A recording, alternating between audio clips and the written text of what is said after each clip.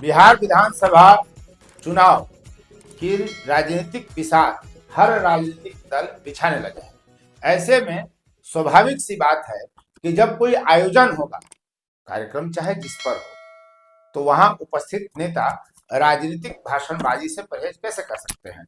और जब वो बोलेंगे तो वही बोलेंगे जिससे उनके वोटर उनके साथ पूरी तरह पैबस्त हो जाए, एकदम चिपक जाए। तो वोटरों को कैसे चिपकाया जाए, उसी तरह की बात नेताओं के द्वारा की जाती है। यह सत्य है।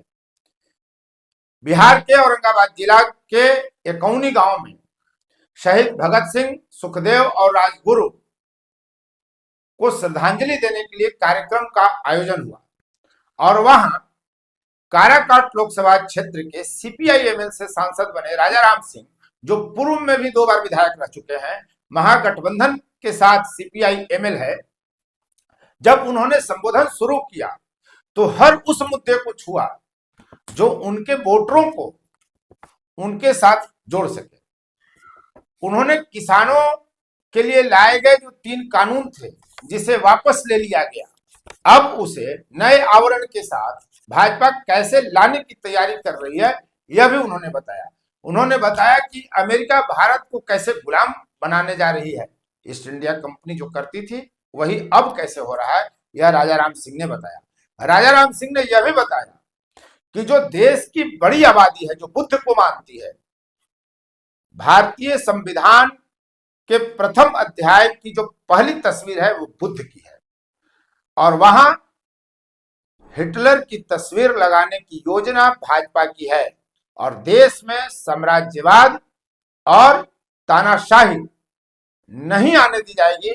इसके लिए चाहे लड़ाई जितनी लंबी हो, कैसे होगी, यह सब उन्होंने बताया। राजाराम सिंह ने यह भी कहा कि जब राम मंदिर को लेकर अयोध्या में मस्जिद ढा दिए गए, वहां खुदाई की गई, तो क्या मिला, और जो मिला उसकी स्थापना क्यों नहीं हुई, क्यों वहां राम मंदिर बना। राजाराम सिंह ने यह भी कहा कि देश में साम्राज्यवाद और फासिज्म को हम नहीं चलने देंगे। विचारधारा की यह लड़ाई है और जब लड़ाई आगे बढ़ेगी, उन्होंने यह भी कहा कि जो लोग देश की आजादी के संघर्ष में नहीं थे, वे लोग आज भी गरीबों की लड़ाई के साथ खड़े नहीं हैं। तो देश में एक ऐसा माहौल बनाया जा रहा है जिसमें एक तबके को एक बड़े तबके का विरोधी बताया जा रहा है, ताकि अपने पक्ष में वोटों की गोलबंदी की जा सके। बिहार विधानसभा का चुनाव होना है, तो पूरी बात आप सुनिए कि काराकाट के सांसद राजाराम सिंह क्या क्या कैसे कैसे कह रहे हैं और क्या क्या बता रहे हैं। बड़ा दिलचस्प है। अभी भगत सिंह की लड़ाई खत्म नहीं हुई। आज ऐसी ताकतें देश की गद्दी पर हैं जिनके आइडियोलॉग कहिए या पुराने संगठन कहिए, जिसकी विचारधारा पर ये चलते हैं, आरएसएस की विचारधारा पर, तो जो आजादी की लड़ाई में भी भागीदार नहीं थे,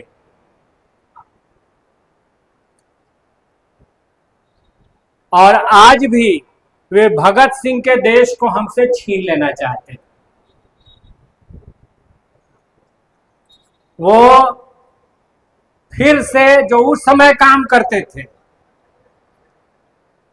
आजादी की लड़ाई में शामिल नहीं थे, लेकिन वो मौके की तलाश में रहते थे कि कहां कब कैसे किस गांव में दंगा छिड़े, उसमें हम भागीदारी निभाएं। और आज भी यही कोशिश में है। मैं 2 बात कहना चाहता हूं। अभी हमारे प्रधानमंत्री अमेरिका गए थे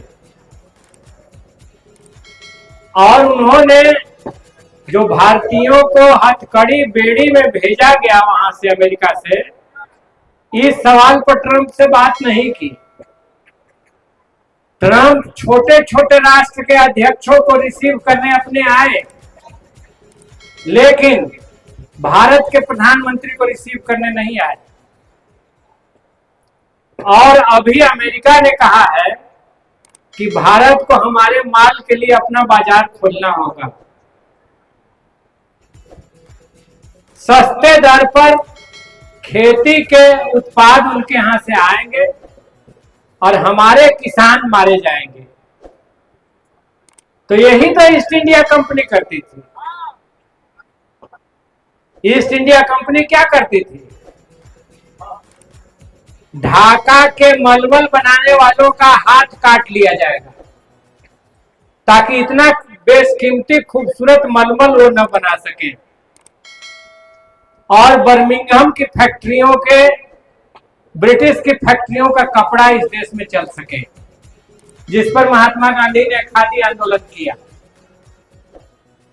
तो यही कोशिश चल रही है फिर से, और इस पर हमारे प्रधानमंत्री एक शब्द नहीं बोले।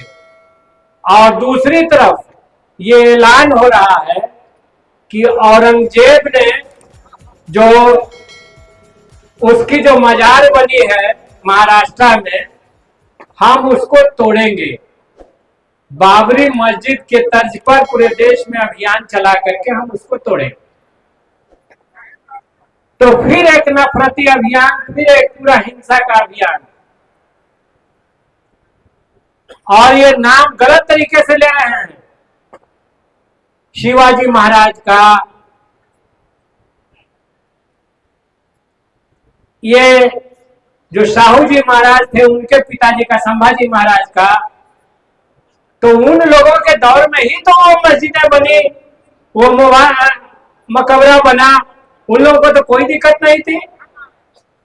छत्रपति शाहू जी महाराज वो व्यक्ति हैं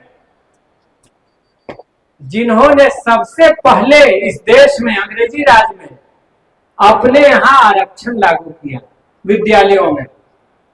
और कहते हैं कि जैसे मार्क्स के पीछे अगर एंगल्स नहीं होते तो मार्क्स दुनिया में मार्क्स नहीं होते, उनका साहित्य दुनिया में नहीं पहुंचता।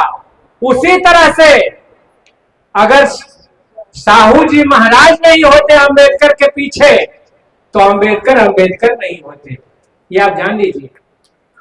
बचपन में पढ़ाई से लेकर के, स्कॉलरशिप देने से लेकर के, और लंदन स्कूल ऑफ इकोनॉमिक्स का खर्चा सारा साहू जी महाराज ने ही उठाया था।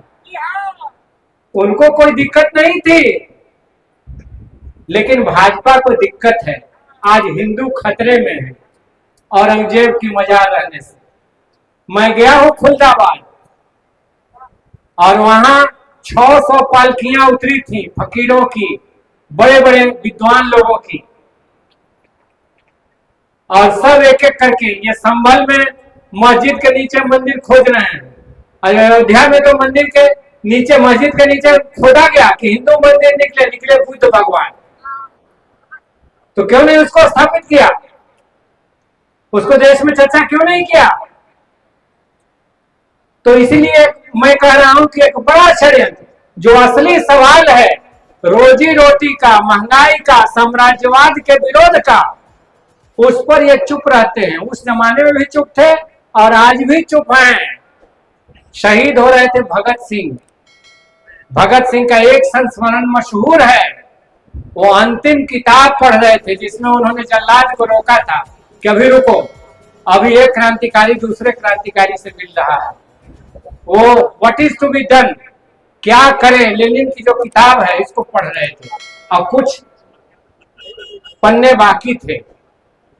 और भगत सिंह ने कहा कि रुको, अभी ये किताब खत्म करते हैं, उसके बाद चलते हैं। और किताब खत्म हुआ, उसके बाद किताब को मोड़ा, कहो कि चलो। और भगत सिंह हंसते हंसते गए, नारा लगाते हुए, और फांसी के फंदे को चूमा। उसके पहले जो वजन हुआ था उसमें उन लोगों का वजन बढ़ गया।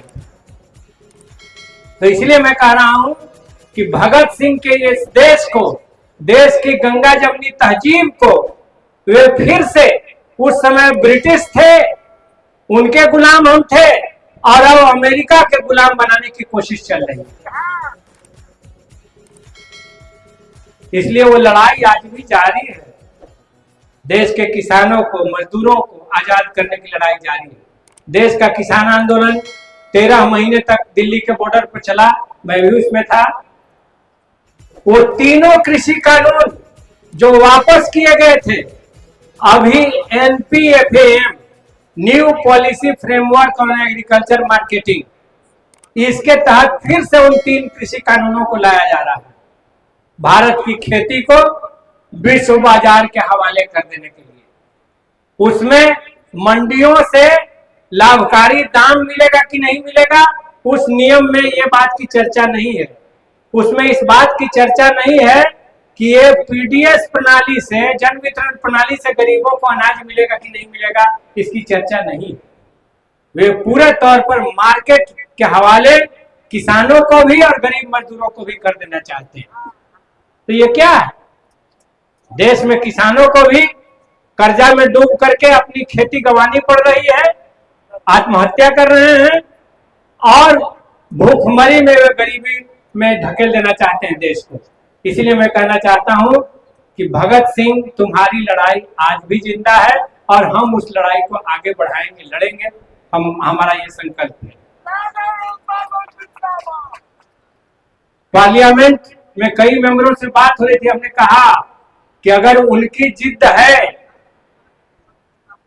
इस बार संविधान पर बहस थी, तो उस बहस में भाग लेते हुए हमने देखा था और कहा था पार्लियामेंट में कि संविधान के प्रथम अध्याय के पेज पर जो पहली तस्वीर है वो बुद्ध की तस्वीर है, और उस पर हमने कहा था पार्लियामेंट में कि ये बुद्ध की तस्वीर की जगह हिटलर की तस्वीर लगाना चाहते हैं, जो हमें मंजूर नहीं है। अगर इनकी जिद है कि हम फासिज्म लाएंगे, तो हमारी भी जिद है कि हम संविधान और लोकतंत्र की रक्षा करेंगे, उसको आगे बढ़ाएंगे। हम किसी को भी बुद्ध की तस्वीर को रिप्लेस करने की इजाजत नहीं देंगे, हमारी भी जिद है। और जितनी लंबी लड़ाई चलनी है चलेगी, आपको भी यही रहना है।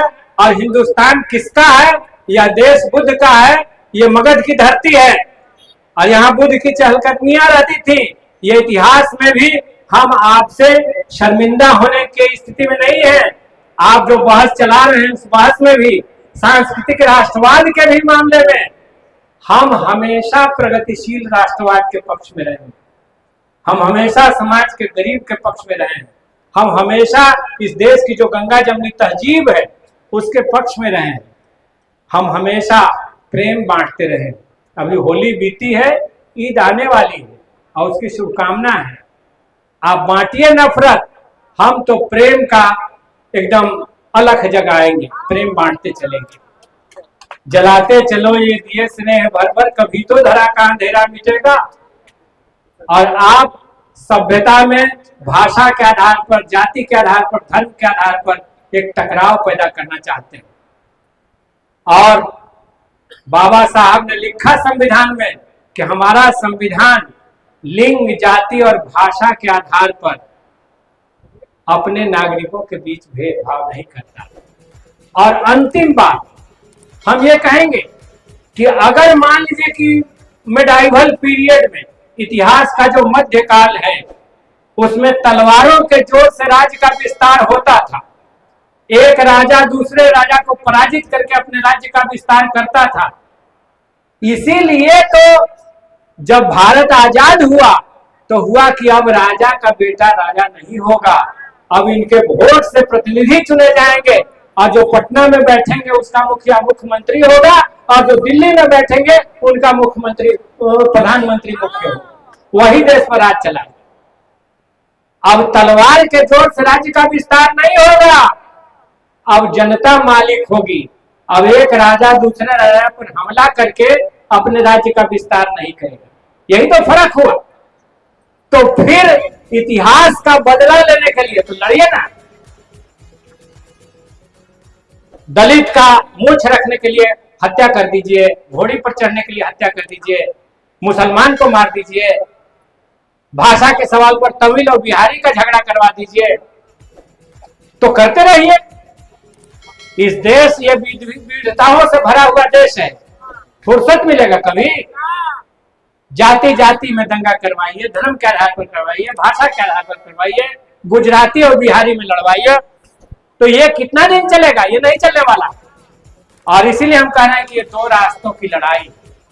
एक तरफ आम मजदूर किसान, नौजवान जो अपने रोजगार के लिए तरस रहे हैं, और मोदी सरकार सरकारी नौकरियों को धीरे धीरे छीन रही है। तो ये दो रास्तों की लड़ाई है। एक तरफ हमने इंडिया गठबंधन से जब लड़ रहे थे हम लोग, तो डिक्लेयर किया कि अगर हमारी सरकार बनेगी तो एमएसपी किसानों का देंगे। अगर हमारी सरकार बनेगी तो इस 15 अगस्त से जो बीत गया, 30 लाख जो खाली पद हैं केंद्र सरकार की नौकरियों में, उसको भरा जाएगा। और दूसरी तरफ एनडीए गठबंधन की सरकार है, जिसके मुखिया नरेंद्र मोदी जी हैं, वो कहते हैं कि पकौड़ा बेच के रोजगार करिए या टेम्पो चला के, ये आपका काम है।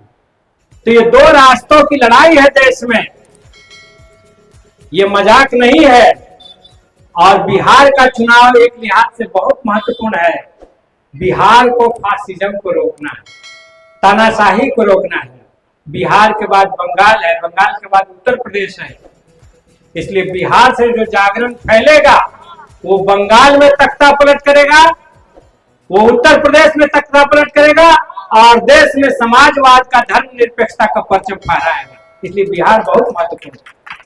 बिहार का इस बार का चुनाव बहुत महत्वपूर्ण है, और उसमें बहुत छोटी मोटी बातें उनको किनारे रखिए, लेकिन अभी कुछ बड़े सवाल हैं। देश के बड़े भविष्य का फैसला होना है। आज हम इस देश के सबसे बड़े शहीद के स्मारक के पास खड़े हैं और हम उनका संकल्प दिवस मना रहे हैं, शहादत दिवस मना रहे हैं। तो आज ये संकल्प लेना होगा कि आने वाले दिनों में बिहार अगर हम जीत लिए तो समझ लीजिए कि आधी लड़ाई हिंदुस्तान की फतह होगी। एकदम बिहार बुद्ध की धरती है, बदलाव की धरती है, और यहाँ का संदेश हिंदुस्तान के कोने कोने में जाता है। उम्मीद करता हूं यह वीडियो आपको अच्छा लगा होगा। यदि अब तक आपने इस चैनल को सब्सक्राइब नहीं किया है तो चैनल को सब्सक्राइब करें, शेयर लाइक कमेंट जरूर करें। इस तरह की वीडियो हम लगातार लेकर आते रहेंगे कि नेता क्या बोल रहे हैं, क्यों बोल रहे हैं। धन्यवाद। फोर्थ व्यूज, चौथा विचार, बाकी फिर